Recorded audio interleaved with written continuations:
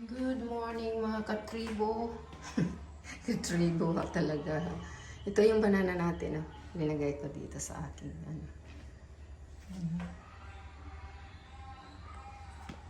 ganda. Ito yung ating latik. Tapos, mag-breakfast tayo.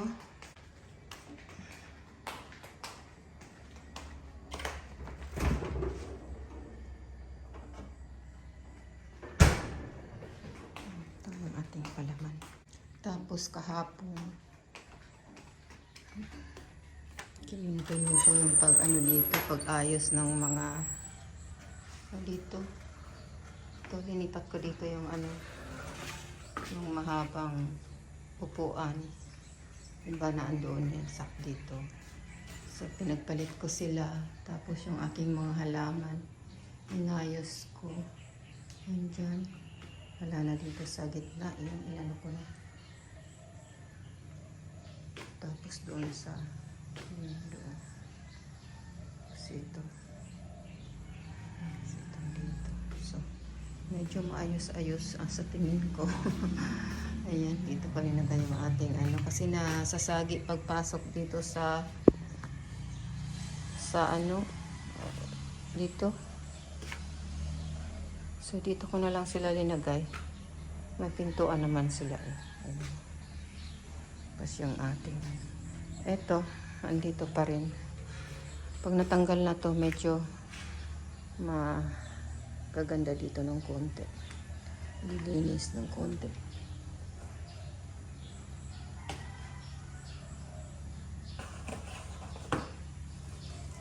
So, yeah. Yun ang nagawa natin. Tapos maglinis tayo dito kasi dito kinulong ko na kasi si Cory kagabi dito kaya naglinis ako kanina. Tapos itinali ko siya doon sa dito. Pagkagabi lalagay ko siya dyan sa ayun.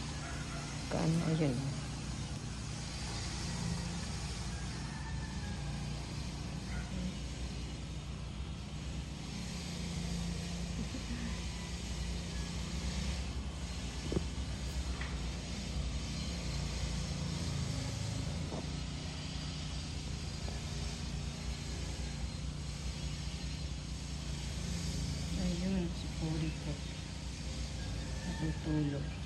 Inayos ko naman yung kanyang dyan higaan para hindi sa semento. Nilagyan ko siya ng so okay naman, komportable naman siya, nakatulog na. So umiiyak-iyak pa rin siya, tumatawag sa akin pag pero ganyan talaga. Okay, later.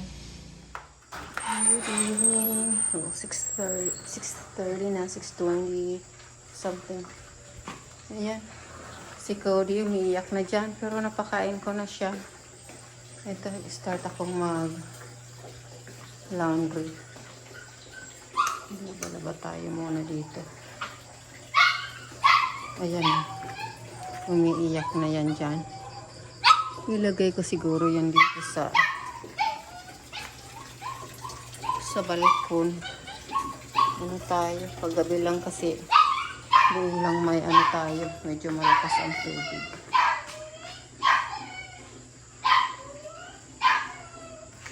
Ayan, nagre-reklamo.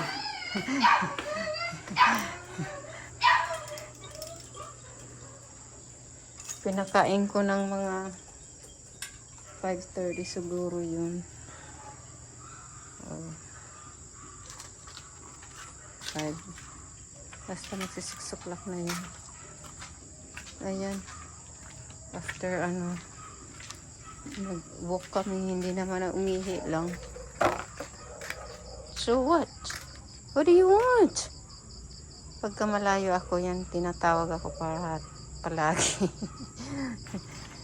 So, pag nandito naman ako, malapit sa kanya, okay lang naman siya. Yeah. Pero ilagay ko siya siguro doon sa niya. Sa yellow blankie niya.